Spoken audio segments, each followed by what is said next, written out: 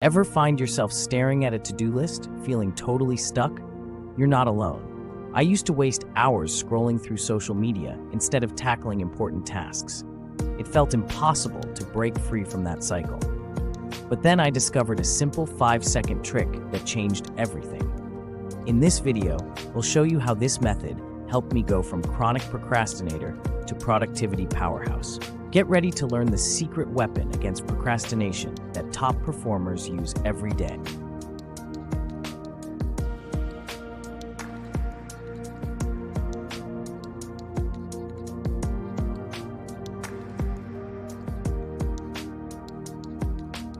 Hey there, welcome back to the channel. Let's talk about something we've all experienced. You sit down to work on that big project, and suddenly, cat videos. Sound familiar? It's the classic procrastination trap, and it's way more common than you might think. Now here's the thing, we often beat ourselves up for procrastinating, thinking we're just lazy. But that's not really what's going on. Procrastination is actually a form of stress relief. When we put off important tasks, we're giving ourselves a quick escape from the pressure and anxiety that comes with them. Let me walk you through a typical day of a chronic procrastinator. You wake up with the best intentions, ready to tackle that big presentation. But first, you decide to check your emails, then social media. Before you know it, it's lunchtime and you haven't even started. The afternoon rolls around and the guilt starts creeping in. You promise yourself you'll start after just one more YouTube video. Suddenly, it's 6 p.m. and panic sets in. You rush to throw something together, feeling stressed and disappointed in yourself. This cycle is what author Steven Pressfield calls resistance. It's this invisible force that pushes us away from our most important work. The harder and more meaningful the task, the stronger the resistance. It's like there's a part of our brain that's actively working against us. But here's where it gets really interesting. That resistance, that urge to procrastinate, it's actually a sign that you're onto something important. The tasks we procrastinate on the most are often the ones that matter most to us. They're the ones that could lead to real growth or change in our lives. So here's the big reveal. Procrastination isn't just about avoiding work. It's about avoiding fear. Fear of failure, fear of success, fear of change. When we put off important tasks, we're really trying to protect ourselves from these uncomfortable feelings. But knowing why we procrastinate isn't enough to break the cycle. We need practical strategies to overcome this resistance and start taking action. And that's exactly what we're going to talk about next. I'm going to show you how to beat procrastination and start making real progress on the things that matter most to you. What if I told you the secret to beating procrastination is thinking like a pro athlete? Sounds a bit out there, right? But stick with me, because this mindset shift could be a game changer for you. Let's talk about something author Steven Pressfield calls the amateur versus the professional mindset. Now, we're not talking about getting paid here. This is all about how you approach your work. Here's the thing. Amateurs wait for inspiration to strike. They work when they feel like it. Professionals, they show up every single day, no matter what. It's like a basketball player who practices their free throws daily, rain or shine. They don't wait until they're in the mood to work on their skills. Let me give you an example.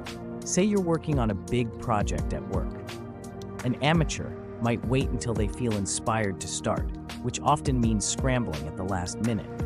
A professional, on the other hand, would set aside time each day to chip away at it, regardless of whether they feel motivated or not.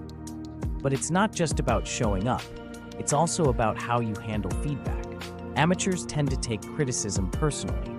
They might get defensive or discouraged when someone points out areas for improvement. Professionals, they see criticism as a valuable tool. They use it to get better at what they do. Imagine you're giving a presentation and your boss suggests some changes. An amateur might feel hurt or frustrated. A professional would thank them for the feedback and use it to make their next presentation even better. Now, I know what you're thinking. This all sounds great, but how does it actually help with procrastination? Well, here's where it gets really powerful. When you adopt this professional mindset, you stop relying on motivation or inspiration to get things done. You just do the work because that's what professionals do. And here's the kicker. The more you show up and do the work, the easier it becomes. It's like building a muscle. The more you use it, the stronger it gets. Before you know it, tackling those big important tasks becomes second nature. Treating your work like a pro matters so much because it takes the emotion out of the equation. You're no longer at the mercy of how you feel on any given day. You're committed to the work itself, not just the outcome. And that's where real progress happens. But let's be real. Changing your mindset is just the first step.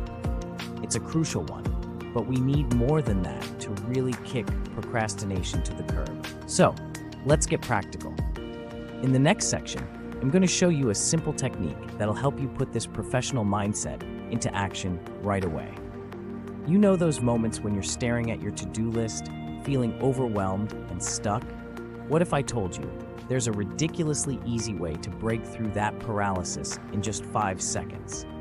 Let's talk about a game-changing trick that's so simple you won't believe how effective it is.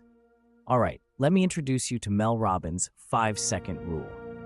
It's not about dropping food on the floor. This is way more useful. Here's how it works. When you feel yourself hesitating to start a task, you simply count backward from 5 to 1, and then take action. That's it. Sounds too easy, right? But trust me, this little countdown can be your secret weapon against procrastination. Now you might be wondering, why does our brain resist starting tasks, even when we know they're important?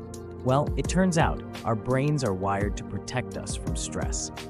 When we face a challenging task, our brain sees it as a threat and tries to steer us towards something more comfortable, like scrolling through social media or watching Netflix. It's not that we're lazy. Our brains are just trying to keep us safe and stress-free. So, how do you use this 5-second rule in real life? Let's say you need to start that big work project you've been putting off. As soon as you feel that urge to procrastinate, start counting.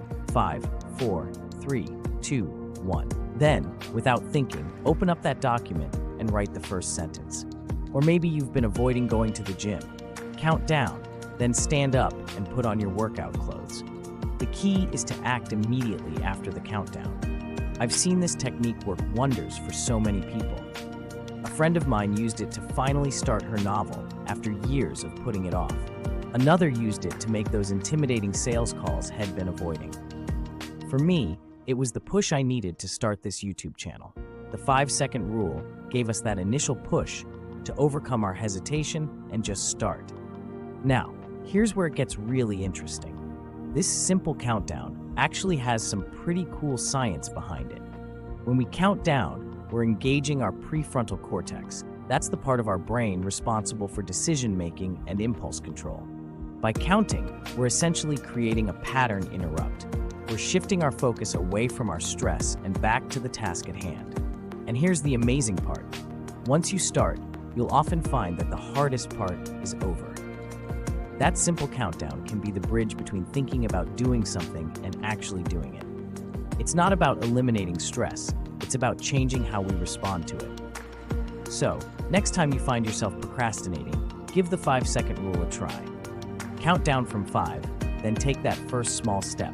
You might be surprised at how such a simple technique can transform your productivity. But what happens after you start? How do you keep that momentum going? Well, that's where our next strategy comes in. And it's all about the power of showing up. Let's dive into that next. Have you ever noticed how once you finally start a task, it's way easier to keep going? That's the power of momentum, and it's a game changer when it comes to productivity. Let's dive into why this happens and how we can use it to our advantage. First things first, let's bust a common myth. You don't need to feel inspired to get work done.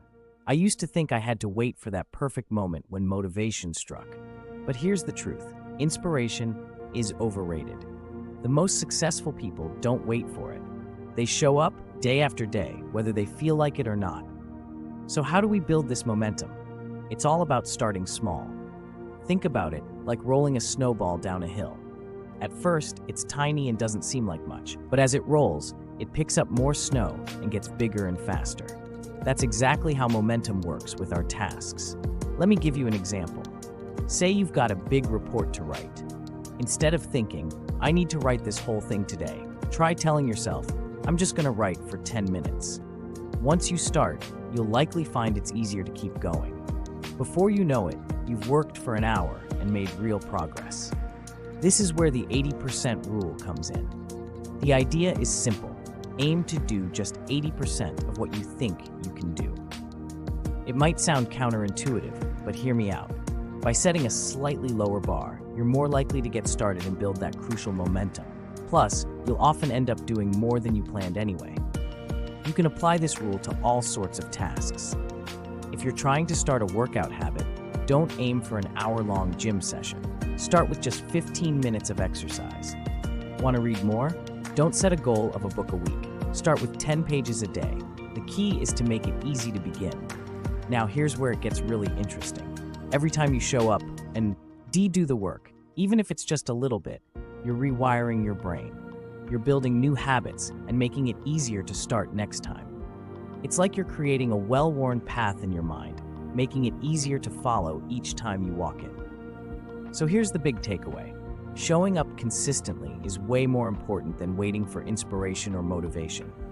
It's about building that momentum, bit by bit, day by day. Remember, every big accomplishment started with a single small step.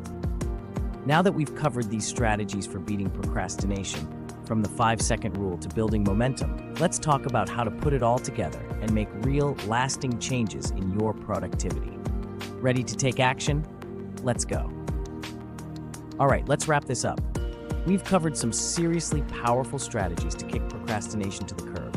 Remember, it all starts with recognizing that resistance, that voice in your head telling you to put things off. But now, you know it's just a sign you're on to something important. Next up, we talked about adopting that pro mindset. It's all about showing up every day, no excuses. Then we've got our secret weapon, the 5-second rule.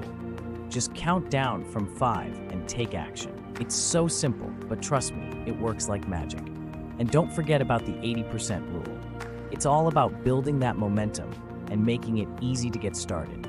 Start small, and before you know it, you'll be crushing those big goals. Now, I've got a challenge for you. Try these techniques for just 1 week. That's all I'm asking. Start small. Maybe use the 5-second rule to tackle that one task you've been putting off. Or try showing up for 15 minutes each day to work on a project. I bet you'll be amazed at how much you can accomplish. Remember, every big change starts with a single step. So what are you waiting for? Let's beat procrastination together and start making real progress on the things that matter most to you. You've got this.